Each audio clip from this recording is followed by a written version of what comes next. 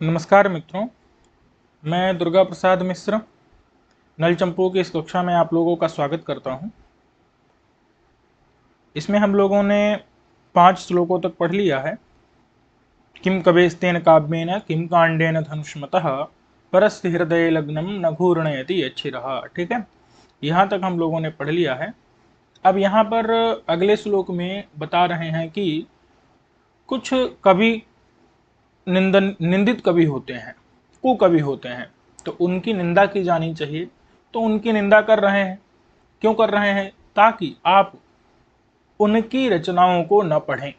ठीक है, कुकवियों की रचनाओं को न पढ़ें, इसलिए उनकी निंदा कर रहे हैं और उनको बालक की तरह बता रहे हैं। ठीक है, जिस प्रकार से बालक क्या होते हैं, अज्ञानी होते हैं, मूर्ख होते हैं, उसी प्रकार से ये कभी भी कुशल नहीं होते।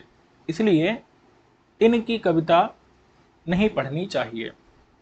तो वही बता रहे हैं कि अप्रगल्भा पदन्यासे जननी राग हेतवः संति के बहुलालापा कवयो बालका इव। ठीक है, संति संति मतलब हैं, एके एके मतलब कुछ, कुछ कवयः कवयः माने कवि। कुछ कवि कैसे होते हैं? तो बालका इव, बालक की तरह, बालक की तरह। अब देखिए, कवि और बालकों में कुछ सामान्य विशेषण बता रहे हैं कि कवि और बालक दोनों पदन्यासे अप्रगल्भाः जननीराग हेतवः और बहुलालापाः। देखो, बालकाः यथा बालकाः कीदृशाः भवन्ति, पदन्यासे अप्रगल्भाः भवन्ति, जननीराग हेतवः भवन्ति, बहुलालापाः। तथैव कवयः अपि पदन्यासे अप्रगल्भाः जननीराग हेतवः बहुलालापाः। ठीक है, अब अर्थ देख लेते हैं इसका। तो कहते हैं कि जो कवि हैं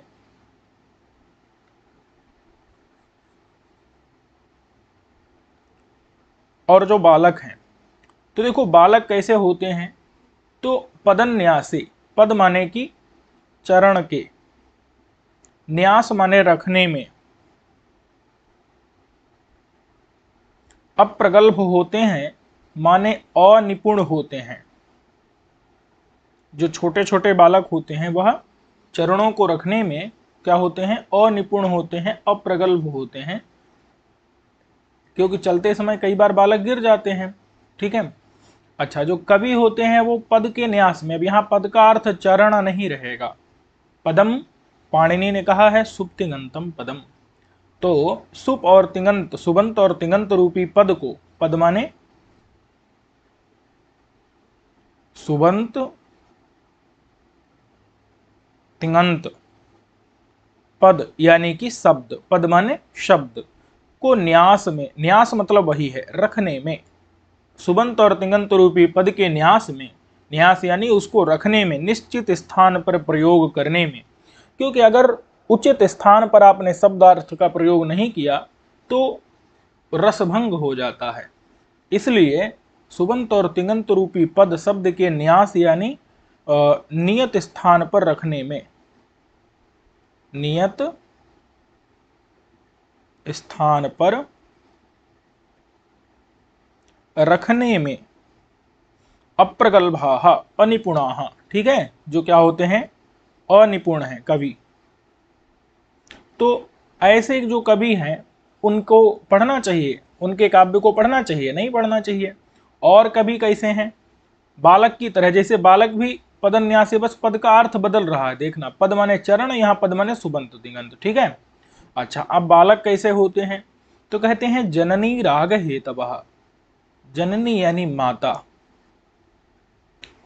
माता के राग, राग माने प्रेम के, प्रीति के, प्रेम प्रीति अनुराग के हेतु होते हैं, यानी कारण होते हैं।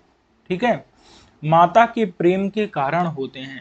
माता जब बालक को देखती है तो उसके अंदर प्रेम उमड़ पड़ता है, मतलब प्रकट हो जाता है, आविर्भूत हो जाता है। तो माता अपने बालक को देख करके उसके अंदर प्रेम प्रीति राग अनुराग उत्पन्न हो जाता है, इसलिए वह क्या है? जननी यानी माता के राग यानी प्रेम के हेतु माने कारण है। अच्छा, लेकिन कवि कैसे हैं भाई? तो जन, यहाँ जननी नहीं है, ये इसीलिए क्या है? ये सभंग श्लेष है। यहाँ पर क्या करते हैं, यहाँ पर देखो जननी ऐसा तोड़ा हमने, और यहाँ पर जन इतना तोड़ा, ठीक है। यहाँ जननी राग हेतवः, और जब दूसरा भिन्न अर्थ करेंगे तो करेंगे जन नीराग हेतवः।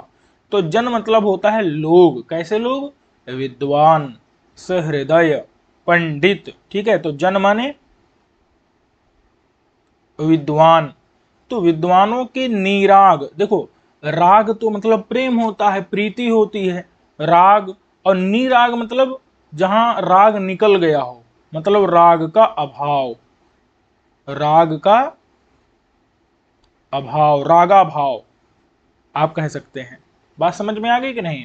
माने जो ये कवि होते हैं वो बहुत ज्यादा क्या करते हैं, बकवास करने के कारण लोग उनसे विरक्त हो जाते हैं, लोगों के हृदय में उनके प्रति सम्मान प्रेम, या फिर मतलब जो भी उनके प्रति कवियों के प्रति क्या होती है, माने जो भी सम्मान है वो क्या हो जाता है, नष्ट हो जाता है। क्योंकि बहुत ज्यादा कवि क्या करते हैं, बकवास करते हैं, तो उनके प्रति सम्मान नष्ट हो जाता है। इसलिए जन जन जन यानी विद्वानों के, नीराग, नीराग यानी रागा भाव के, मतलब प्रीति के, प्रेम के वो पात्र नहीं रह जाते हैं।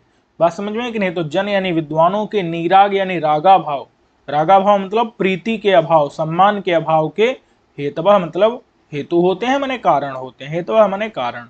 बात समझ में आ गई कि नहीं। तो ये जन यानी विद्वानों के, नीराग, नीराग माने रागा भाव, रागा भाव मतलब प्रीति के अभाव के ये कारण होते हैं। अच्छा, और ये जो है बालक कैसे होते हैं, तो बहु लाला पाह, एक ये कर सकते हैं, अथवा बहु लाला पाह ये कर सकते हैं, अथवा बहु लाला अप ये कर सकते हैं। माने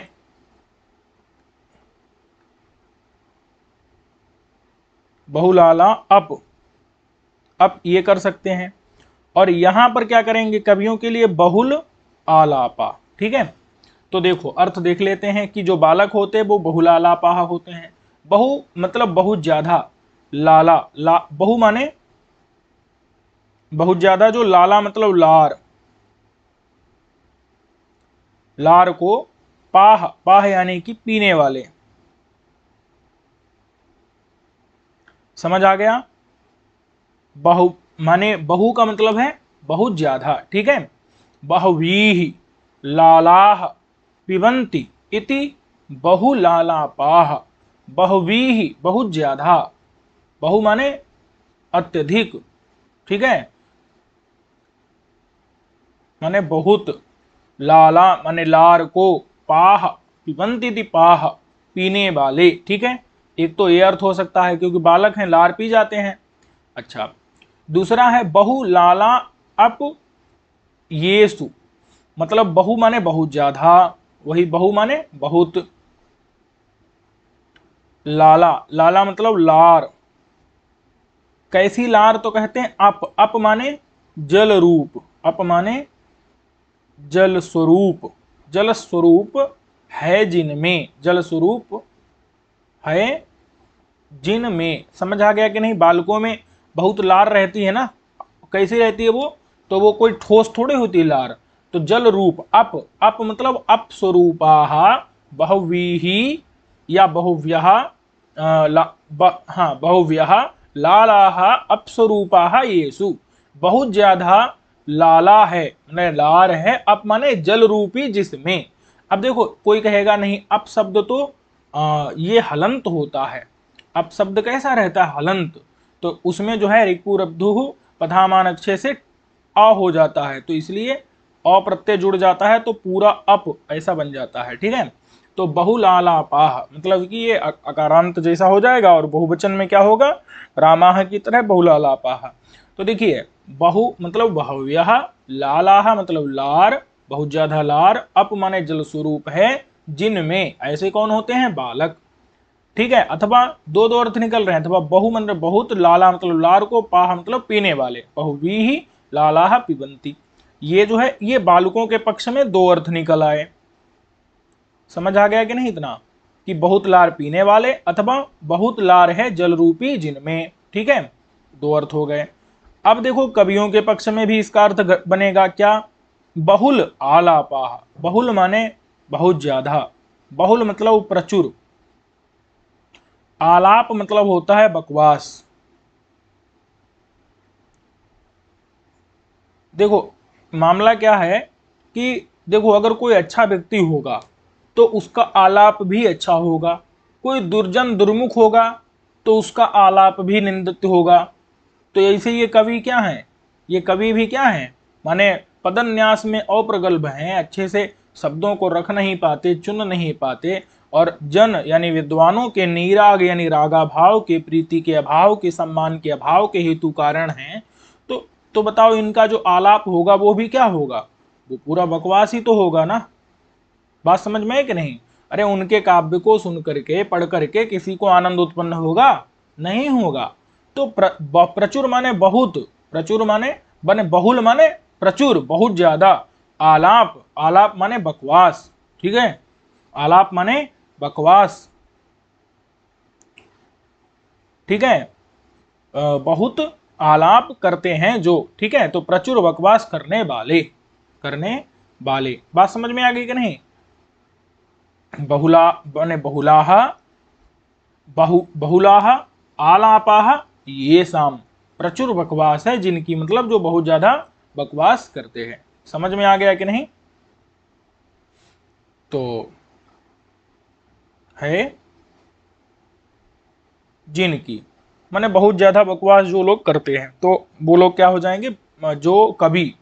ठीक है, तो बहुल यानी प्रचुर, आलाप माने बकवास, माने बहुलाह, आलापाह माने प्रचुर बकवास, संति ये शाम, तो बहुत ज्यादा बकवास है जिनकी बहुत ज्यादा आलाप, निरर्थक प्रलाप जो लोग करते रहते हैं, मतलब जिसमें कोई तत्व तो नहीं है, इस प्रकार का आलाप माने प्रलाप करते रहते हैं। प्रचुर मान बहुल माने प्रचुर माने अत्यधिक, आलाप यानी प्रलाप करने वाले जो ऐसे कवि। तो ऐसे कुछ एके कवयः संति, एके यानी कि केचन, एके माने केचन कुछ, संति कवयः हैं कवि, ऐसे कुछ कवि हैं। किसकी तरह हैं, तो बालकाई बालकों की तरह हैं, क्योंकि बालकों में ये सब विशेषण घट जा रहे हैं और कवि में भी घट जा रहे हैं। ठीक है, समझ में आ गया कि नहीं इतना। तो यहाँ पर कवियों की तुलना किससे की गई है, बालकों से। तो इव शब्द देख करके कौन सा है अलंकार, उपमा अलंकार है। ठीक है, लेकिन जो है यहाँ पर सामान्य धर्म को, माने साधारण धर्म जो बहुलालापाह जननी राग हेतुवाह और पदन्यास प्रगल्भाः, श्लेष के द्वारा कहा गया है, तो क्या हो जाएगा, श्लिष्ट उपमा अलंकार यहाँ पर हो जाएगा। छंद अनुष्टुप है, मैं आपको पहले ही बता चुका हूं। चलिए अब आती है जो है, अब आता है ये अक्षमालाप प्रतिज्ञा कुशासन परिग्रह ब्राह्मी दौर्जनी संसद बंदनीया समेखला। ठीक है, दुर्जनों की वंदना जरूर करनी चाहिए, तो इसलिए दुर्जनों का वर्णन कर रहे हैं। ठीक है, दुर्जनों की संसद यानी सभा, उसको भी ब्राह्मी यानी कि ब्राह्मणों की सभा की तरह दुर्जनों की सभा को भी नमस्कार कर लेना चाहिए। नमस्कार कर लेना चाहिए मतलब मजाक उड़ा रहे हैं, उसको भी दूर से ही नमस्कार कर लेना चाहिए, मतलब दूर से ही उससे बच करके रहना चाहिए। ठीक है, दूर ही रहना चाहिए, दूर से ही निकल जाना चाहिए। क्योंकि दुर्जन जो है वो कैसे होते हैं, दुर्जन वो लोग होते हैं जो बिना किसी कारण के भी दूसरे की उन्नति को, दूसरे की उत्कृष्टता को सहन नहीं कर सकते। बात समझ में आ गई कि नहीं। दुर्जन कौन होते हैं, जो किसी बिना कारण के भी दूसरे की उन्नति को सहन करने में, माने जो अक्षम होते हैं, दूसरे के उन्नति को सहन नहीं कर सकते, तो ऐसे दुर्जनों को दूर से ही नमस्कार कर लेना चाहिए। वही बता रहे हैं, क्योंकि दुर्जन लोग इनके काव्य की अवश्य निंदा करेंगे। जैसे एक उदाहरण, मैं एक फेसबुक ग्रुप से जुड़ा हूं, घुमक्कड़ी जिंदाबाद, और एक ग्रुप है फिट है तो हिट है, इन दो ग्रुप से जुड़ा। अब क्या है कि घुमक्कड़ी जिंदाबाद में एक कोई व्यक्ति बहुत बढ़िया किस्से लिख रहा था, वो साक्षात घुमक्कड़ी से संबंधित नहीं थे, किसी मतलब वो कोई होटलियर है तो उससे संबंधित थे, वो गोविंद अग्रवाल नाम है उसका। तो अब क्या है कि उसको इतना परेशान कर दिया लिखने वालों ने कमेंट करके कि अब लिखने वाले उनको ना तो लिखना है और ना तो लिखने वाले को लिखने देना है, क्योंकि लिखने वाला अच्छा लिख रहा है तो उसमें बीच में अपनी टांग अड़ाते हैं या फिर उस पर ऐसे ऐसे कमेंट करते हैं कि उसने लिखना छोड़ दिया। बाद में धीरे धीरे अब वो फिर से लिखने लगे। तो बात यह है कि कोई अच्छा लिखने वाला हो या अच्छा पढ़ने वाला हो, ऐसे ही अन्य ग्रुप है, उस ग्रुप में भी किसी ने अपनी फोटो इत्यादि डाल दिया तो उस पर भी कमेंट करने लगे। तो या आपने अपने जीवन में भी देखे होंगे, प्रायः सभी लोग अपने जीवन में देखते हैं, तो अगर उनकी उन्नति होती है तो उन्नति के समय उसमें रुकावट बनने वाले, बाधा बनने वाले बहुत लोग मिल जाते हैं। ठीक है, तो इसी वो हैं दुर्जन, जिनके कारण आप चाह करके भी अच्छा कार्य नहीं कर सकते। अच्छा कार्य करना चाहते हो तो भी उनके कारण माने मन हट जाता है, या जो माने संलग्नता है वो दूर हो जाती है, प्रवृत्ति है वो भंग हो जाती है। तो ऐसे ही कुछ दुर्जन हैं जो काव्य अगर त्रिविक्रम भट्ट करेंगे तो क्या होगा, वो उनकी निंदा करेंगे तो त्रिविक्रम भट्ट को अपना काव्य रचना बंद करनी पड़ेगी। समझ में आया कि नहीं? तो इसलिए त्रिविक्रम भट्ट क्या कर रहे हैं, उनको पहले ही परिणाम कर ले रहे हैं, मतलब पहले ही उनसे दूर हट जा रहे हैं। वही कह रहे हैं कि अक्षमाला प्रवृत्तिज्ञा कुशासन परिग्रह ब्राह्मी व दौर्जनी संसद। जो दुर्जनों की संसद है, दुर्जनों की सभा है, वो ब्राह्मी ब्राह्मणों की सभा की तरह है। दौर्जनी संसद माने दुर्जनों की, दुर्जना नाम यम दौर्जनी, संसद माने सभा, संसीदंती जनाह यस्याम, जिसमें लोग बैठते हैं उसको कहते हैं संसद, सभा। और दुर्जना नाम यम दौर्जनी, दुर्जनों से संबंधित जो सभा है उसको ब्राह्मी यानी कि ब्राह्मणा नाम यम ब्राह्मी सभा। तो ब्राह्मी सभा यथा प्रणम्या भवति वंदनीया भवति तथैव दौर्जनीया दौर्जनी संसद अपि दूरतः परिहरणीया, माने उसको वंदनीया, वंदनीया मतलब दूर से ही उसको त्याग देना चाहिए। ठीक है, अब दौर्जनी संसद की और ब्राह्मी संसद की विशेषताएं बता रहे हैं कि वो देखिए समान शब्दों का प्रयोग करके और सभंग श्लेष का प्रयोग करके विशेषता बता रहे हैं कि ब्राह्मी कैसी है और दौर्जनी कैसी है। ठीक है, देख लेते हैं भाई। तो भाई दुर्जनों की जो संसद है, दौर्जनी यानी दुर्जनों की, दुष्टों की, दौर्जनी मतलब दुष्टों की सभा, दुष्टों की संसद माने सभा। संसद यहां पर जो है इसका मतलब है सभा, सभा मैंने लिखा नहीं है नीचे, आप अपने आप समझ लीजिएगा। तो दुर्जनों की जो दौर्जनी संसद है, दुष्टों की, दुष्ट लोग क्या करना है क्या नहीं करना उनको इससे कोई मतलब नहीं रहता। ठीक है, बस दूसरे के ऊपर दोष का आरोप करना यही उनका कार्य है। तो वो कैसे हैं देखो भाई, बता रहे हैं कि दुष्टों की और ब्राह्मणों की जो संसद है उसके बारे में बता रहे हैं। वंदनीया, वंदनीया का मतलब देखो ब्राह्मी यानी कि ब्राह्मणों की संसद को तो नमस्कार करना है, लेकिन दुर्जन संसद जो है उसको, ब्राह्मी संसद के बारे में अगर कहेंगे तो वंदनीया मतलब नमस्करणीया, और दुर्जनी संसद की बात करेंगे तो दूरतः परिहरणीया, दूरतः परिहरणीया ना लिख करके बड़ा हो जाता है त्याज्या, अर्थ एक ही है। तो दूरतः मैंने दूर से ही, त्याज्या उसको त्याग देना चाहिए। ठीक है, दूर से ही नमस्कार करना चाहिए उसका। तो क्या हुआ कि ब्राह्मी और दौर्जनी संसद जो है, अब उसका एक बार अर्थ देख लेते हैं कैसे जो है घटेगी। ठीक है, तो अक्षमाला प्रवृत्तिज्ञा और अक्षमाला प्रवृत्तिज्ञा, ब्राह्मणों की जो संसद है वो अक्षमाला, अक्षमाला मतलब रुद्राक्ष की, अक्ष मतलब रुद्राक्ष की, माला यानी जप माला, जप माला। बात समझ में है कि नहीं? अक्ष, अक्ष शब्द का अर्थ क्या है? रुद्राक्ष। तो रुद्राक्ष की माला यानी जपमाला, उस जपमाला के अपवृत्ति, अपवृत्ति कहते हैं अपवर्तन को, अपवर्तन माने घुमाना, घुमाना। ठीक है, तो उस घुमाने को ज्ञा, ज्ञा मतलब है जानती है, ज्ञा मतलब जानाती, जानती है। ठीक है, कौन जानती है भाई? ब्राह्मी, माने ब्राह्मणों की जो संसद है, ब्राह्मणों का जो समूह है, तो ब्राह्मण लोग क्या करते हैं, रुद्राक्ष की माला को अपवृत्ति माने घुमाते हैं कि नहीं? अक्षमालाम, अक्षमालायाः अपवृत्तिम जानाति, अक्षमाला रुद्राक्षमाला, रुद्राक्ष की जपमाला, उसकी अपवृत्ति मतलब घुमाना। क्यों, कैसे क्यों घुमाते हैं माला को? अरे माला को आपने देखा होगा कि घुमाते रहते हैं ना हाथ पर रख करके, क्यों? जप करने के लिए। तो एक एक गुड़िया घुमाते रहते हैं जो उसका, और साथ साथ में जप करते रहते हैं। तो अक्षमाला यानी रुद्राक्ष की जो जपमाला, उसके अपवृत्ति माने अपवर्तन को, घुमाने को जो ज्ञा मतलब जानती है, ऐसी है ब्राह्मणों की सभा। क्यों घुमाना जानती है? क्योंकि जप करना है ना, इसलिए घुमाती है। तो घुमाना जानती है किसको? अक्षमाला यानी रुद्राक्ष की जपमाला को। ठीक है। और कैसी है ब्राह्मी संसद? तो कुशासन, कुश के, कुश माने होता है दर्भ, कुश, कुश का जो आसन है, उस आसन को परिग्रह माने स्वीकार किया है। दर्भ के आसन को, दर्भ के आसन का परिग्रह माने स्वीकार, दर्भ के आसन का स्वीकार, परिग्रह माने स्वीकार किया है जिसने। और सौ मेखला, सौ मतलब है सहित, सौ माने क्या है? सहित। मेखला मतलब है, मेखला मतलब होता है करधनी, जो कमर में बांधते हैं। लेकिन इनकी करधनी कैसी होती है? तो मूंज की होती है ब्राह्मणों की। ठीक है। तो सौ माने सहित है, मेखला यानी करधनी, तो करधनी के सहित। करधनी किसकी होती है? मूंज की, मौंजी। ठीक है। तो इतना समझ आ गया कि नहीं? तो ब्राह्मणों के बारे में हो गया।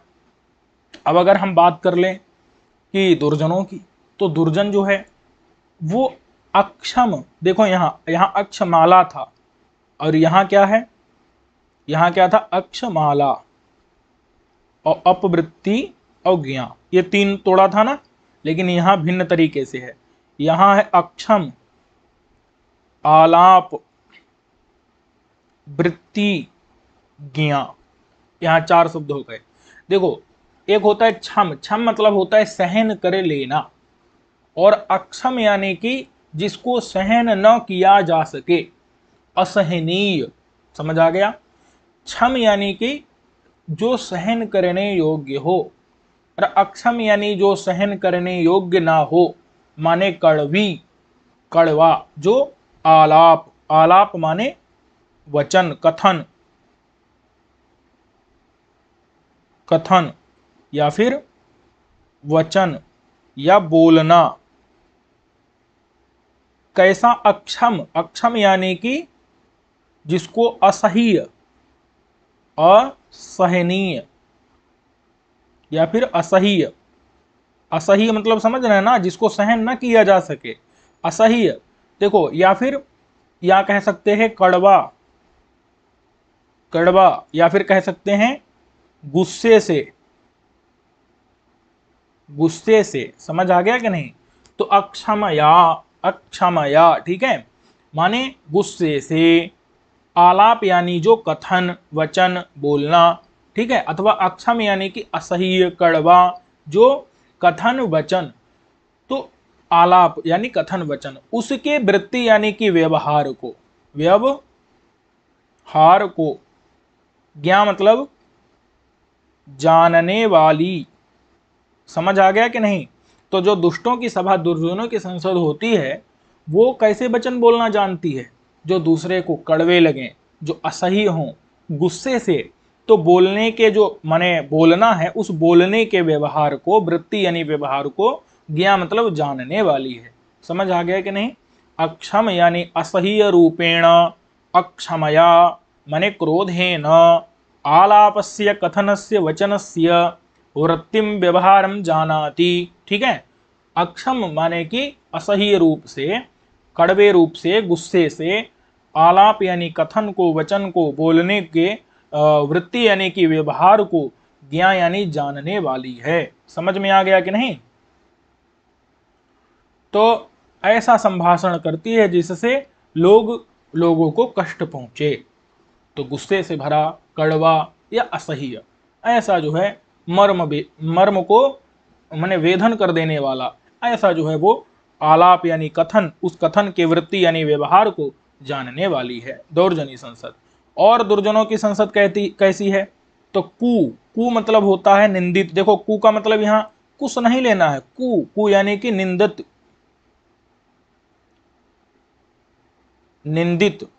शासन मतलब होता है शिक्षा, कु माने निंदित, शासन माने शिक्षा, को परिग्रह माने वही स्वीकार किया है जिसने।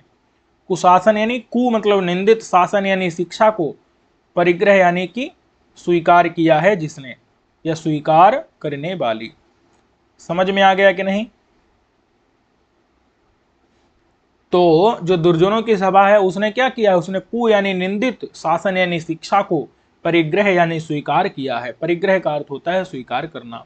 तो कु यानी निंदित, शासन माने शिक्षा को, परिग्रह माने स्वीकार किया है जिसने कुशासनस्य परिग्रह कृतः येन। ठीक है, माने अथवा यया तादृशी संसद। और क्या है, समय, समय मतलब होता है साधु के प्रति, सम का अर्थ होता है जो समान भाव से सब लोगों को देखे। तो समय यानी कि साधु, और सप्तम में अंत है, समय यानी साधु में, साधु में मतलब साधु के प्रति, साधु के प्रति जो खला है, खला मतलब होता है शत्रु अथवा दुष्ट। खला मतलब तो दुष्ट होता है वैसे, लेकिन जो साधु के प्रति दुष्ट है मतलब जो साधु के प्रति शत्रु है। समझ में आ गया कि नहीं? तो दुर्जनों की जो क्या है, जो संसद है वो समय यानी कि साधु के प्रति, समय माने साधु, साधु प्रति, खला यानी दुष्टा, दुष्टा मतलब शत्रु रूपा, वो शत्रु रूप है। ठीक है, और उसने निंदित शिक्षा का स्वीकार किया है, कुशासन का परिग्रह किया है, और अक्षम यानी असह्य आलाप माने कथन के वृत्ति व्यवहार को वो जानने वाली है। समझ में आ गया कि नहीं? तो ऐसी संसद वंदनीया दूरतः माने त्याज्या। बात समझ में आ गई कि नहीं इतनी? चलिए, अब यहां पर जो है इब शब्द क्या बता रहा है, इब शब्द उपमा बता रहा है। और यहां भी श्लेष है, यहां देखो अक्षमाला, अब यहां अक्षमाला है, अक्षम आलाप है, तो इसलिए श्लिष्ट होने से क्या लिख देता हूं भाई, श्लिष्ट कर दो इसको। तो श्लिष्ट उपमा है यहां पर। ठीक है, छंद अनुष्टुप है, कोई शंका ही नहीं इसमें। तो अर्थ समझ में आ गया इसका।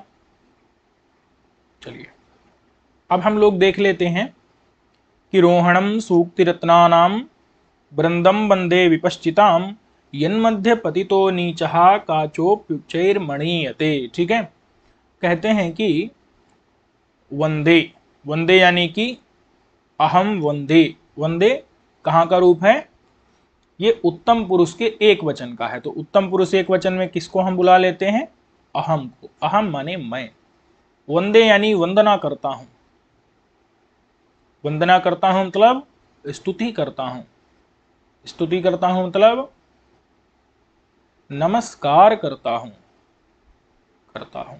ठीक है, ठीक है भाई, किसका? तो कहते हैं वृंदम, वृंद को, वृंद यानी समूह का, वृंद माने समूह का, समूह को नमस्कार करता हूं। किसके समूह को? कहा विपश्चिताम, विपश्चिताम का मतलब है विद्वानों के, विद्वानों के समूह को, विद्वानों के वृंदम यानी समूह को, वंदे अहम वंदे मैं वंदना करता हूँ, स्तुति करता हूँ, नमस्कार करता हूँ। ठीक है, विद्वानों का समूह कैसा है? तो आप एक बात समझ लो कि एक कोई, देखो कल्पना करनी है थोड़ी देर के लिए कि विद्वानों का समूह है, उसमें अगर हमने कोई काव्य बनाया और वो हमने उन विद्वानों के समूह में प्रस्तुत कर दिया, हमारे काव्य में जो जो दोष हैं विद्वान लोग उसको क्या करेंगे, उस पर समीक्षा करके और उस दोष को दूर करवा देंगे, कहेंगे ये दोष है इसको दूर कर दो।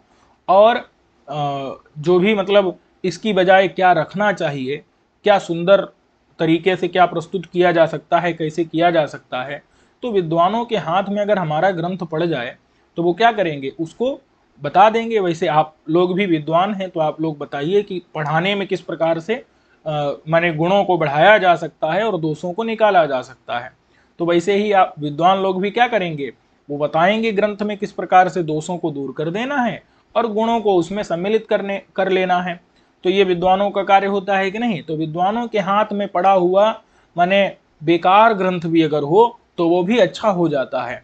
विद्वान उसको चमका देते हैं, समझ आ रहा है कि नहीं, उसको निखार देते हैं, उसको सुशोभित कर देते हैं गुणों से और दूर कर देते हैं दोषों से। ठीक है, उसी प्रकार से विद्वानों के हाथ में पड़ा हुआ ग्रंथ और भी माने चमक उठता है, माने एकदम क्या हो जाता है, दोष रहित गुण युक्त हो जाता है। ऐसे ही एक कांच होता है, कांच मतलब शीशा, वो शीशे की अपनी चमक नहीं होती, लेकिन जो मणि होती है उसकी अपनी चमक होती है। लेकिन अगर उस शीशे को उस मणि के पर्वत में रख दिया जाए जहां से वो मणियां उत्पन्न होती हैं, तो मणियों का जो उत्पत्ति स्थान है, मणियों का जो उत्पत्ति स्थान जो माणिक्य पर्वत है, उसमें अगर शीशे को डाल दिया जाए तो उन मणियों के प्रकाश से या उस पर्वत की चमक से वो शीशा भी चमक उठेगा कि नहीं, शीशा भी चमक उठेगा। तो वही बता रहे हैं कि जो विद्वानों का समूह है ना, वो उस माणिक्य पर्वत के समान है, जो शीशे को भी चमका देता है अथवा जो ग्रंथों को भी चमका देता है।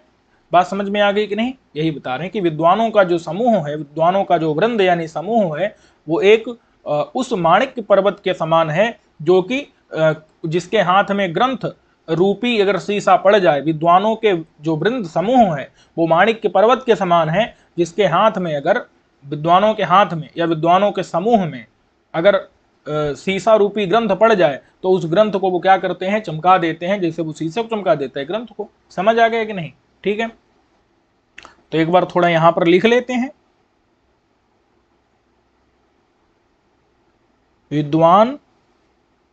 विद्वानों का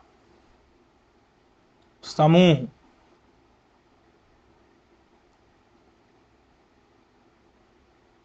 विद्वानों का जो समूह है वो क्या है, वो जो है विद्वान लोग क्या करते हैं, सुंदर सुंदर मतलब सूक्तियां निकल सुभाषित जो है उत्पन्न होते रहते हैं विद्वानों के समूह से। क्यों? क्योंकि वो आपके ग्रंथ में से दोष हटाएंगे और गुणों को बढ़ाएंगे। कैसे? अगर वो सुंदर तरीके से माने कहेंगे कि इसमें से ये दोष है, इसको हटा, माने इसको हटा करके और इस प्रकार से इस ग्रंथ को और भी गुणयुक्त बना सकते हैं। तो जो विद्वानों का समूह है वो क्या करता है, वो सुंदर उक्तियां बोलता है। इसलिए विद्वानों का समूह सूक्ति का उत्पत्ति स्थान है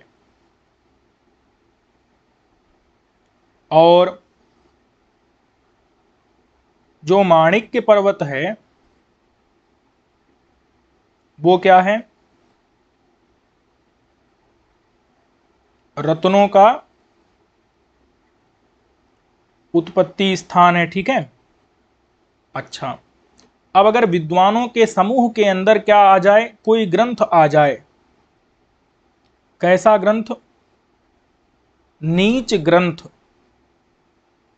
नीच ग्रंथ पड़ जाए तो वो भी क्या हो जाता है, वो भी जो है ग्रंथ क्या हो जाता है, माने चमक उठता है। क्या हो जाता है, वो नीच ग्रंथ पड़ जाए, नीच ग्रंथ समझ रहे ना कि नहीं, माने जिसमें बहुत ज्यादा दोष हो, गुण कम हो, उस ग्रंथ से भी वो दोषों को हटा करके गुणों को जोड़ करके विद्वानों का समूह क्या करता है, उस ग्रंथ को चमका देता है, निखार देता है। ठीक है, उसी प्रकार से अगर माणिक्य पर्वत में विद्वानों के समूह में नीच ग्रंथ पड़ जाए, वैसे माणिक्य पर्वत में अगर कांच, कांच मतलब शीशा अगर पड़ जाए तो वो भी क्या होता है, जैसे माणिक्य पर्वत से रत्न चमकते हुए उत्पन्न होते हैं, उसी प्रकार से कांच को भी ये क्या करता है, चमका देता है, निखार देता है। किसकी तरह, मणि की तरह, रत्नों की तरह। किसकी तरह, मणि की तरह, रत्नों की तरह कांच को भी बना देता है। बात समझ में आई कि नहीं? वही यहां पर बता रहे हैं कि विपश्चिताम वृंदम, विद्वानों के समूह को अहम नमस्करोमि, कीदृशम, तो कहते हैं वो कैसा है, तो कहते हैं सूक्त रूपी रत्नों का वो रोहण है। रोहण का अर्थ होता है उत्पत्ति स्थान, उत्पत्ति स्थान। ठीक है, तो जो विद्वानों का समूह है वो किसका उत्पत्ति स्थान है, सूक्त का। सूक्त मतलब सुंदर सुंदर जो कथन है, सुंदर कथनों का, सुंदर उक्तियों का, सूक्तियों का, सुभाषितों का क्या है, उत्पत्ति स्थान है। ठीक है, अच्छा, सूक्त रूपी रत्नों का रोहण माने उत्पत्ति स्थान है। अब एक बात बताओ कि रत्नों का उत्पत्ति स्थान तो माणिक्य पर्वत माना गया है, तो इसका मतलब हम क्या मानेंगे कि विद्वानों के समूह को क्या मानेंगे, माणिक्य पर्वत मानेंगे। विद्वानों के समूह को क्या मानना पड़ेगा, हमको माणिक्य पर्वत मानना पड़ेगा कि नहीं, तभी ना सूक्त रूपी रत्नों को वो उत्पन्न कर पाएगा। रत्नों को उत्पन्न माने, अगर सूक्त को हम रत्न मान रहे हैं तो उसके लिए हमको क्या मानना पड़ेगा, विद्वानों के समूह को माणिक्य पर्वत मानना पड़ेगा। बिना विद्वानों के समूह को माणिक्य पर्वत माने सूक्तों को रत्न मान सकते हैं नहीं, ठीक है, क्योंकि विद्वानों से तो सूक्त उत्पन्न होते हैं। सूक्तों का रोहण माने उत्पत्ति स्थान है, रत्नों का उत्पत्ति स्थान थोड़े है विद्वानों का समूह। तो इसीलिए हम क्या मान लेंगे, विद्वानों के समूह को माणिक्य पर्वत मान लेंगे। तो अब जो है सूक्त रूपी रत्नों का उत्पत्ति स्थान हो जाएगा। तो ध्यान देना, इसलिए यहां पर अलंकार है और वो भी परंपरित रूपक बनेगा। चलिए अब यत, यत माने जिनके, जिनके मध्य में, मध्य मतलब बीच में, जिनके बीच में पतित, पतित माने पड़ा हुआ, पड़ा हुआ, नीच, नीच जो काच है। अब काच के दो अर्थ होते हैं, काच माने एक तो शीशा और एक होता है ग्रंथ।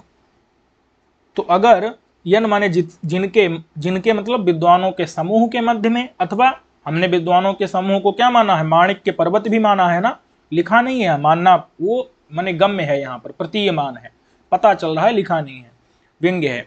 तो विद्वानों का जो समूह है वो माणिक्य पर्वत है। तो अगर माणिक्य पर्वत के बीच में अगर नीच, नीच यानी कि शोभा रहित अगर काच माने शीशा अगर पड़ जाए तो वो भी काचो अपि, अपि माने भी, उच्चैः, उच्चैः माने अत्यधिक, अत्यधिक, मणीयते, मणीयते मतलब मणि के समान हो जाता है। मणि के समान हो जाता है मतलब मणि के समान चमक उठता है। समझ आ गया कि नहीं, कि यत माने जिनके। अब जिनके से क्या लेना है, अलग अलग। देखो अगर हम अगर नीचा काचा से नीच, नीच मतलब माने जो असुंदर है, जो सुशोभित नहीं हो रहा है, ऐसा जो काच यानी कि शीशा, वो भी उच्च ही मतलब अत्यधिक मणि के समान हो जाता है, मैंने चमक उठता है, मैंने अत्यधिक चमक उठता है। तो अगर जिनके बीच से क्या लेंगे, माणिक्य पर्वत। और अगर हमको नीच काच मतलब ग्रंथ लेना है, काच मतलब कच्चते, कच्यन्ते अर्थाः यस्मिन्, कच्यन्ते मतलब बध्यन्ते, मतलब निरूप्यन्ते, बोध्यन्ते, प्रतिपाद्यन्ते अर्थाः यस्मिन् ग्रंथे, ठीक है। तो सह काचः माने ग्रंथः, तो जिसमें बहुत से पदार्थों का विवेचन किया जाता है उसको भी काच कहते हैं, ठीक है। तो काच यानी ग्रंथ, ग्रंथ में बहुत से पदार्थों का, सिद्धांतों का विवेचन किया जाता है। तो इसलिए काचः अर्थात ग्रंथ भी होता है, काच मतलब शीशा भी होता है। तो यत माने जिनके बीच में। अब जिनके से अगर हम विद्वान ले लेंगे तो यत मध्य पतिता मतलब कि विद्वानों के बीच में, पतित माने गिरा हुआ, जो नीच काच मतलब नीच ग्रंथ, वो ग्रंथ भी उच्च ही मतलब जो है अत्यधिक मणियत यानी मणि के समान चमक उठता है, निखर उठता है, ठीक है। समझ आ गया कि नहीं, उत्तम ग्रंथों के समान वह मणि, मणियत मतलब मणि ही एव आचरति, मणि के समान हो जाता है, मणि के समान चमक उठता है। तो इस प्रकार के मैं सूक्त रूपी रत्नों के, सूक्त रूपी जो रत्न है उन रत्नों के रोहण यानी उत्पत्ति स्थान को, किसको, विद्वानों के समूह रूपी माणिक्य पर्वत को मैं वंदना करता हूं। यत माने जिनके मध्य में पतित नीच काच, नीच ग्रंथ अथवा नीच शीशा भी उच्च ही मणियते, उच्च ही अत्यधिक मणि के समान चमक उठता है। क्यों, विद्वान लोग अपनी समीक्षा के द्वारा ग्रंथ से दोषों को दूर करके और गुणों को बढ़ा देते हैं, तो ग्रंथ निखर उठता है, ठीक है। चलिए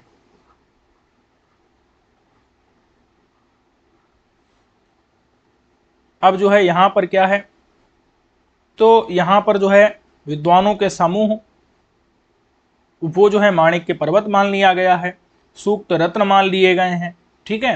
तो इसलिए यहां पर क्या हो जाएगा, रूपक अलंकार हो जाएगा, ठीक है। चलिए अब कहते हैं कि अत्रि जातस्य या मूर्ति शशिनः सज्जनस्य च क्वसावैरात्रि जातस्य तमसो दुर्जनस्य च। कहते हैं कि जो तमसः दुर्जनस्य च और शशिनः सज्जनस्य च, आपने पहले किसका वर्णन किया है, तो दुर्जन और सज्जनों की पहले जो है निंदा प्रशंसा चल रही थी, उनका स्वभाव बताया जा रहा था। अब कहते हैं कि दुर्जन और सज्जन का स्वरूप भी अलग होता है। देखो, आपका स्वरूप और आपका स्वभाव दोनों अलग अलग चीजें हैं। स्वरूप यानी कि जो शरीर है, स्वरूप माने शरीर, और स्वभाव जो आपका शील है, चरित्र है, वो स्वभाव होता है। तो यहाँ पर सज्जन और दुर्जन में न केवल स्वभाव में अंतर है, अपितु सज्जन और दुर्जन के स्वरूप में भी अंतर है। देखो, अब एक बार देख लेते हैं सज्जन कैसा होता है और दुर्जन कैसा होता है। तो देखो, सज्जन जो है ना, वो चंद्रमा के समान होता है, चमकदार। और दुर्जन कैसा होता है, तमह माने अंधकार, अंधकार के समान होता है। ठीक है। और सज्जन जो होता है वो मित्रता करने वाला होता है, वैर करने वाला नहीं होता। क्या होता है, अवैर। सज्जन का स्वरूप वैर वाला नहीं होता। और दुर्जन का जो स्वरूप है वह कैसा होता है, वैर प्रधान होता है। दुर्जन का स्वरूप कैसा होता है, वैर प्रधान होता है। इतना समझ आ गया कि नहीं? अच्छा, अब देखो, ऐसा है ना, जैसे माता और पिता, माता और पिता से उत्पन्न जो संतान है उसको क्या कहा जाता है, उसको कहा जाता है द्विजात। लेकिन वो जो है संतान उत्तम होती है। ठीक है। और अगर क्या हो, अगर कोई तीसरा भी आ जाए, जैसे माता के साथ क्या आ जाए, प्रेमी, या पिता के साथ क्या आ जाए, प्रेमिका, समझिएगा। अगर, तो वो कितने हो गए, तो यहां पर 3 हो गए। ठीक है, समझ में आ गया कि नहीं? अगर अगर कोई संतान के साथ कोई प्रेमी हो तो ये 3 हो गए कि नहीं? तो ये कोई अन्य भी अगर आ गया तो ये 3 से अगर उत्पन्न है, ठीक है, तो वो मानी तो पिता की ही जाएगी, लेकिन वो प्रेमी प्लस माता से उत्पन्न है, तो क्या होगा, तो वो त्रिजात हो जाएगा। ठीक है। तो जो त्रिजात होता है ना, अथवा प्रेमी से ना उत्पन्न होके वो क्या हो, पिता की प्रेमिका से उत्पन्न हो, प्रेमिका अथवा अगर, तो वो तो फिर क्या हो जाएगा, मैंने पिता की रखैल से उत्पन्न हो, प्रेमिका से उत्पन्न हो, तो वो भी क्या होगा, त्रिजात होगा। समझ आ गया कि नहीं? तो जो शुद्ध माता पिता से ना उत्पन्न हो करके, जिन दो की शादी हुई उनसे ना हो करके तीसरे किसी से उत्पन्न हो, तो उसको क्या कहते हैं, त्रिजात। तो जो सज्जन होता है वो कैसा होता है, वो त्रिजात नहीं होता, वो अत्रिजात होता है, 3 से उत्पन्न नहीं होता। और दुर्जन जो होता है वो त्रिजात होता है। समझ में आ गया कि नहीं? चलिए, अब जो है और एक बात याद रखिए, जो चंद्रमा है ना, वो चंद्रमा भी अत्रि मुनि से उत्पन्न हुआ है। चंद्रमा किससे उत्पन्न हुआ है, अत्रि मुनि से उत्पन्न हुआ है। ठीक है। अच्छा, और जो अंधकार होता है वो रात्रि से उत्पन्न होता है। अब एक बार हम देख लेते हैं श्लोक के अर्थ को। तो अत्रि जातस्य, अत्रि जात की जो मूर्ति, शशिनः सज्जनस्य च, और शशि यानी चंद्रमा और सज्जन की, तो देखिए एक बार, अत्रि जाति किसका विशेषण है, ये शशिनः का है और सज्जन का, मैंने यहां लिख दिया है। अत्रि जातस्य कौन है, ये शशिनः भी है, और अत्रि जातस्य कौन है, सज्जन भी है। और यहां पर जो है थोड़ा समझना पड़ेगा भाई, कि जो तमसः और दुर्जनस्य, यहां तमसः में जब हम घटाएंगे ना, तो हम पूरा रात्रिजात पकड़ेंगे। तमसः के लिए क्या पकड़ेंगे, रात्रिजात। लेकिन जब दुर्जन के लिए पकड़ेंगे तो सिर्फ त्रिजात पकड़ेंगे। समझ में आया कि नहीं? यही तो है, तोड़ तोड़ के अर्थ यहां पर निकालना है। समझ आ रहा है कि नहीं? जब हम तमसः के लिए पकड़ेंगे तो वो रात्रि से उत्पन्न होता है, और दुर्जन जो है वो त्रिजात, तीन से उत्पन्न होता है।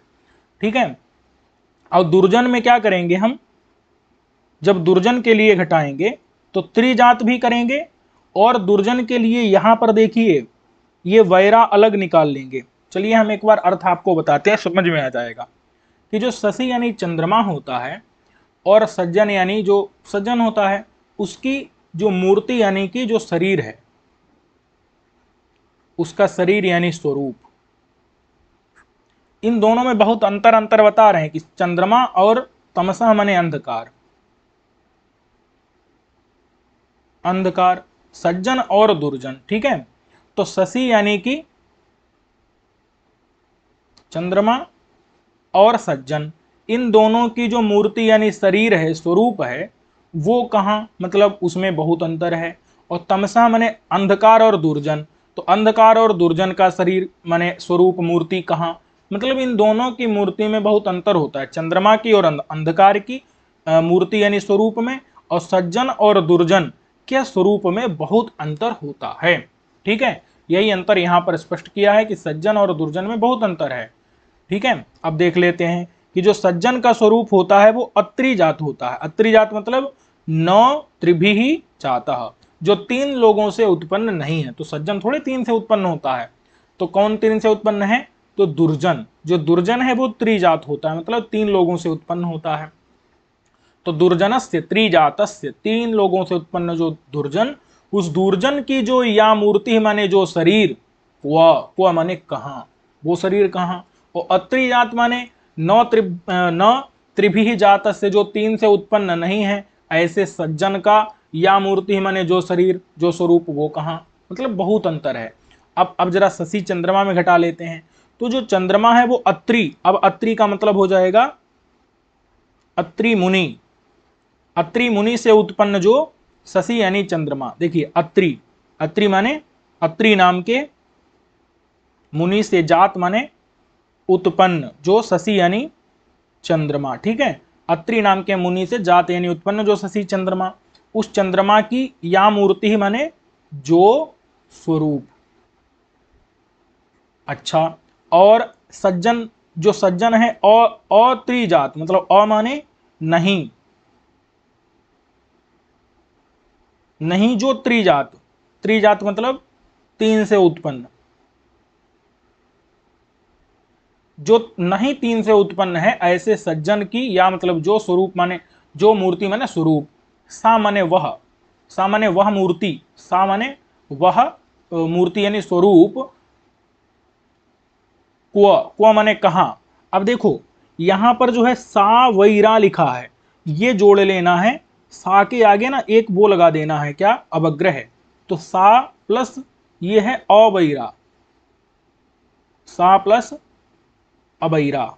तो जो सज्जन का जो मूर्ति स्वरूप होता है वो कैसा होता है, सज्जन की मूर्ति अवैरा होती है। अवैरा यानी कि वैर रहित होती है, वैर रहित होती है, वैर नहीं होता सज्जन के स्वरूप में, मैत्री रूप होती है। ठीक है, यहां भी लिखा है देखो, सा अवैरा, यहां अवग्रह बस जोड़ने की बात है, सा अवैरा, उसमें वैर नहीं होता। समझ आ गया कि नहीं, ये तो हो गया सज्जन के बारे में। अब जरा हम देख लेते हैं दुर्जन के लिए। तो जो दुर्जन होता है और तमसा, देखो तमह जो होता है ना वो रात्रि जात होता है, रात्रि में जात माने उत्पन्न। ठीक है, और जो दुर्जन है वो त्रिजात होता है, मतलब तीन लोगों से उत्पन्न होता है, तीन से उत्पन्न। तो उसकी जो मूर्ति यानी स्वरूप, स्वरूप सा माने वह। अब देखो यहां अवग्रह नहीं है, यहां वै और रा जोड़ देना है, वैरा माने वैर प्रधाना। ठीक है, जो दुर्जन की जो मूर्ति माने स्वरूप है वो कैसी होता है, वो वैर प्रधान स्वरूप होता है, उसमें वैर अत्यधिक रहता है। ठीक है, जो त्रिजात यानी तीन से उत्पन्न दुर्जन की जो मूर्ति यानी स्वरूप है वो सा माने वह मूर्ति, वो स्वरूप, वैरा यानी वैर प्रधाना। क्व, क्व शब्द क्या करता है, अगर दो क्व लगा दिए जाएं, क्व माने होता है कहाँ, अगर ये दो बार लगा दिया जाए तो कहते हैं ना कहाँ राजा भोज कहाँ गंगू तेली।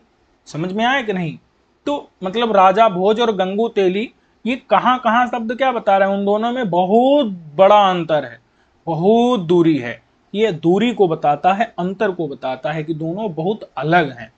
ठीक है, तो जो दुर्जन की मूर्ति है स्वरूप है सा क्व, वो कहाँ, और जो सज्जन की मूर्ति मैंने स्वरूप है सा क्व, वो कहाँ, मतलब दोनों के स्वरूप में बहुत अंतर है। बस हमको क्या समझना है, यहाँ श्लोक से देखना है कि ये जो सा वैरा लिखा है ना, यहीं पर जो है कई चीजें छिपी हैं। सा अवैरा, अवैरा कौन है, ये सज्जन की मूर्ति का विशेषण है कि वो वैर रहित है। और अगर हम यहीं पर सा वैरा कर देंगे, वैरा वैरा मतलब वैर प्रधाना, ये दुर्जन की मूर्ति है। अच्छा, अब अगर हम यहीं पर रात्रि जात कर देंगे तो ये तमसा माने अंधकार का विशेषण होगा कि रात्रि में उत्पन्न। और यहीं पर हम क्या करेंगे, अगर दुर्जन के लिए बात करेंगे अगर, तो दुर्जन के लिए वैरा अलग करेंगे और त्रिजात अलग करेंगे। दुर्जन की मूर्ति वैरा है और दुर्जन कैसा है, त्रिजात है, माने 3 से उत्पन्न है। ठीक है, मूर्ति स्त्रीलिंग में है इसलिए वैरा स्त्रीलिंग में है, सा स्त्रीलिंग में है या स्त्रीलिंग में है। चलिए, तो ये समझ आ गया होगा, अथवा मिटाने की जरूरत तो नहीं है। ठीक है, तो अब एक बार जो है मैं एक बार अर्थ और बोल देता हूं, आप लोग समझ लीजिए। अत्रि जातस्य, अत्रि मुनि से उत्पन्न और 3 से जो नहीं उत्पन्न है, ऐसे शशि की यानी चंद्रमा की और सज्जन की मूर्ति, या मूर्ति माने जो शरीर जो स्वरूप, क्व, क्व माने वो कहाँ, यानी वो बहुत अलग है। और जो सज्जन का जो मूर्ति है, सा माने वह, अवैरा, अवैरा माने वैर रहित है। ये एक अर्थ हो गया। अब दूसरा सुनो, दूसरी पंक्ति का, कि वैरा वैर प्रधाना दुर्जनस्य माने दुर्जन की, और दुर्जन कैसा है, त्रिजात, 3 से उत्पन्न जो दुर्जन है, त्रिजात, जो त्रिजात माने 3 से उत्पन्न जो दुर्जन है, उस दुर्जन की वैरा यानी वैर प्रधाना, या मूर्ति माने जो मूर्ति, सा क्व, वो कहाँ, वो बहुत अलग है सज्जन की मूर्ति से। और तमसा माने रात्रि जात से, रात्रि में उत्पन्न जो तमसा माने अंधकार, उसकी, या मूर्ति माने जो स्वरूप, सा माने वह, वही माने निश्चित रूप से, क्व माने कहाँ, वो कहाँ, माने शशि चंद्रमा की, अत्रि मुनि से उत्पन्न चंद्रमा की मूर्ति कहाँ, और अंधकार की मूर्ति कहाँ। ठीक है, तो अगर बात की जाए तो यहां तुलना किसकी किसकी की गई है, जैसे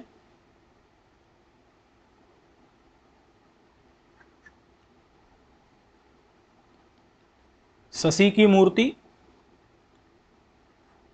क्व माने कहाँ, और एक तरफ क्या कहा, तमसः मूर्ति,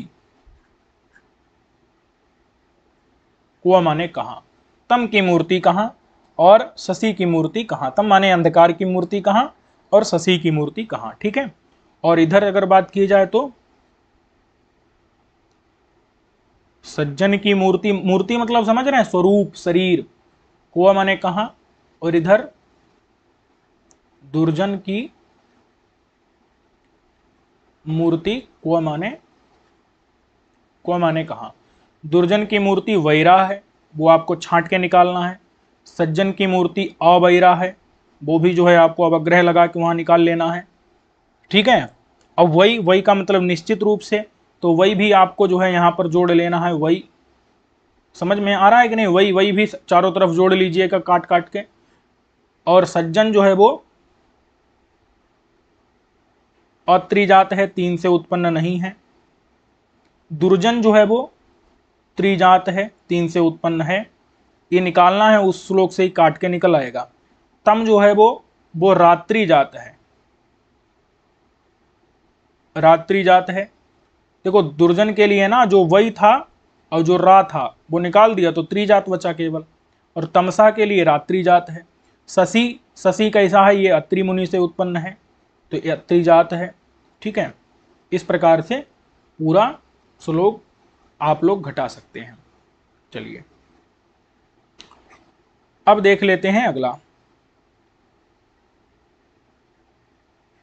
तो निश्चितम ससुरः कोपी नकुलीनः समे मतिः सर्वथा सुरसंबद्धम काव्यम यो नाभिनंदति। तो निश्चितम माने निश्चित रूप से, ससुरः कोपी, देखो ऐसा है कि एक तो हो गया काव्य, काव्य को यो मतलब जो न अभिनंदती माने नहीं अभिनंदन करता है, नहीं प्रशंसा करता है। कैसे काव्य की? तो सर्वथा माने पूरी तरह से, सु माने सुंदर रसों से युक्त, और बद्ध माने रचित। सर्वथा सु माने सुंदर, रस यानी श्रृंगार इत्यादि, श्रृंगार हास्य करुण रौद्र वीर भयानक इत्यादि सुंदर रस हैं जिसमें भरे हुए। तो ऐसे बद्ध यानी रचित काव्यम, काव्य को यो मतलब जो न माने नहीं अभिनंदती अभिनंदन करता है, निश्चितम माने निश्चित रूप से, ससुरः, स मतलब है सहित, और सुरा मतलब है होता है शराब, सुरा। तो क्या है? सुरया सह, सुरया सह, सुरा के साथ में है, वो मद्यप है, शराबी है। कोपी माने कोई, निश्चितम माने निश्चित रूप से, कोई, कोपी माने कोई, शराबी है, और न माने नहीं, कुलीनः, कुलीन कहते हैं अच्छे कुल में उत्पन्न। तो अच्छे कुल में उत्पन्न मतलब कुलीन, और न माने नहीं मतलब वो अच्छे कुल में उत्पन्न नहीं हुआ है। ससुरः, सुरया सह, सुरा के साथ में है, माने कि शराबी है, कोप माने कोई निश्चित रूप से। और समय, समय का मतलब है साधु में, साधु में जिसकी अमति है, अमति का मतलब होता है दुष्ट बुद्धि, दुर्बुद्धि है जिसकी, जिसकी साधु के प्रति अच्छी बुद्धि अच्छी मति नहीं है। कब? जो सर्वथा मने हर प्रकार से, सुरसम माने सु मतलब सुंदर रस, रसों से भरा हुआ, बद्ध माने रचित, जो काव्य उसका जो अभिनंदन नहीं करता है, निश्चित रूप से वो कोई शराबी है। मतलब त्रिविक्रम भट्ट कह रहे हैं कि जो हमारा जो काव्य है वो सु माने सुंदर रसों से युक्त है और बद्ध माने रचित है, ऐसे हमारे काव्य का जो अभिनंदन नहीं करेगा वो निश्चित रूप से कोई क्या है? अच्छे कुल में उत्पन्न नहीं हुआ है, और वो शराबी है, ससुर यानी शराबी है। सुरया सा मद्येन सह, ठीक है, मद्यपः मद्यम पिबती। और समय यानी साधु के प्रति उसकी दुर्बुद्धि है, साधु के प्रति वो अच्छी बुद्धि वाला नहीं है। समझ में आ गया कि नहीं? ये अत्यंत सरल है। अच्छा, अब इसी को देखो दूसरा अर्थ घटेगा कि निश्चित रूप से स माने वह, सुर माने देवता है, वह कोई देवता है, कोपि माने कोई, न माने नहीं, और कु मतलब होता है पृथ्वी, कु माने पृथ्वी में, लीन, लीन मतलब होता है स्थित। देखो एक मतलब ऐसा है, माना जाता है कि देवता लोगों के पैर पृथ्वी पर नहीं रहते, मतलब वो लोग पृथ्वी में कभी भी टिकते नहीं है, तो स्वर्ग में ही रहते हैं। तो न माने नहीं, कौ पृथिव्याम लीना, कौ माने पृथ्व्याम, पृथ्वी में, लीन माने स्थित नहीं है। और समय माने निश्चित रूप से वो कोई देवता है, और न कुलीना माने नहीं पृथ्वी में स्थित है। और समय का मतलब है, अब यहां समय को थोड़ा समझना पड़ेगा, स मा प्लस ई। तो देखो स मतलब है सहित, मा मतलब है लक्ष्मी, और ई मतलब है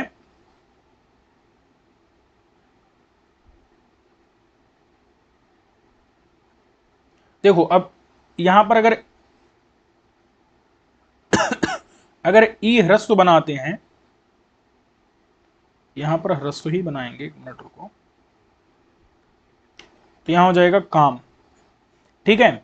तो जो लक्ष्मी और काम के सहित है ऐसे, तो स मा ई बराबर क्या बन जाएगा? समय। तो समय बराबर क्या होगा? विष्णु, ठीक है। तो माने जो काम और लक्ष्मी के सहित कौन है? भगवान विष्णु है, इसलिए समय, समय यानी कि विष्णु। और समय, अब यहां पर देखो ये अ नहीं रहेगा, यहां पर अ नहीं रहेगा, तो समय मतिर यस्य, क्या होगा? समय मति यस्य, तो समय मतलब विष्णु में तो विष्णु के प्रति, मति यानी कि बुद्धि है जिसकी, तो मतलब विष्णु की पूजा इत्यादि नमस्कार करने के लिए जिसकी बुद्धि है, ठीक है। तो ये अर्थ निकल करके आएगा कि समय, समय है, समय है यानी, अथवा अब समय को जो है सप्तम्यंत इत्यादि करके, तो समेः माने विष्णु, विष्णु तत्र विष्णु मतिः यस्य, विष्णु सेवनाय मतिः यस्य, कि विष्णु की पूजा इत्यादि करने के लिए, सेवा करने के लिए मति है जिसकी, बुद्धि है जिसकी। तो ऐसा कौन हुआ? ऐसा हुआ देवता। और न कुलीनः, पृथ्वी में स्थित नहीं, ऐसा कौन हुआ? देवता। स मने वह, सुरह मने देवता। और कैसा? तो सर्वथा। अब यहां देखो जो है ना, ये असुर निकालेंगे, असुर और संबद्धम, जो असुरों से संबद्ध माने संबंधित, असुरों से संबंधित। काव्यम का मतलब होता है, काव्य मतलब कवि के जो पुत्र हैं, शुक्राचार्य। ठीक है, तो शुक्राचार्य कैसे हैं? शुक्राचार्य देवताओं के गुरु हैं क्या? देवताओं के गुरु बृहस्पति हैं, और असुरों के गुरु कौन है? शुक्राचार्य। तो सर्वथा जो असुर यानी कि असुरों से संबद्ध, संबद्ध यानी कि संबंधित, जो शुक्र काव्य यानी शुक्राचार्य, उन शुक्राचार्य को यो मतलब जो, न अभिनंदती नहीं अभिनंदन करता है, जो शुक्राचार्य की प्रशंसा नहीं करता है, जो शुक्राचार्य का अभिनंदन वंदन नहीं करता है, निश्चितम माने निश्चित रूप से, सा माने वह, सुरह माने देवता, कोपि माने कोई, न माने नहीं, कुलीना माने पृथ्वी में स्थित, देवता पृथ्वी में स्थित नहीं होता, समय यानी कि विष्णु में सेवन करने के लिए, पूजा करने के लिए मति है जिसकी। ठीक है, और निश्चितम स सुरह यानी कि सुरया सह, शराबी है कोई, न कुलीना वो अच्छे कुल में उत्पन्न नहीं हुआ, समय यानी साधु में, दुर्बुद्धि है जिसकी, अमति यानी दुर्बुद्धि है जिसकी, जो सर्वथा हर प्रकार से सुरसम माने सुंदर रसों से युक्त, बद्धम माने रचित, काव्यम काव्य को जो अभिनंदन नहीं करता। काव्य माने वही वाक्यम रसात्मकम काव्यम, काव्य का अभिनंदन नहीं करता, गद्य पद्य का अभिनंदन नहीं करता।